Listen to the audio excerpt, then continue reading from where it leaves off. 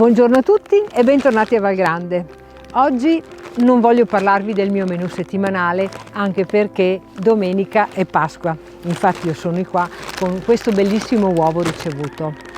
Voglio però ringraziare tutte le persone che hanno deciso di trascorrere il giorno di Pasqua prenotando il loro tavolo qui a Val Grande, e anche tutte quelle persone che trascorreranno con noi il giorno di Pasquetta. Voglio anche approfittare ed augurare tanti auguri di buona Pasqua a tutti voi che settimanalmente ci seguite. Rinnovo tantissimi auguri di una buona Pasqua trascorsa in famiglia. Ciao!